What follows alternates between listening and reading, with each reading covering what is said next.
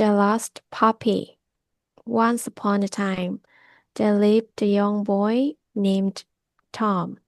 He lived in the small village in the north of England. He loved animals, especially his little puppy, Max. One sunny afternoon, Max went missing.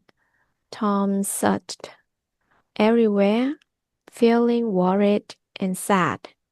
In his quest, he met different villagers who helped him look for Max.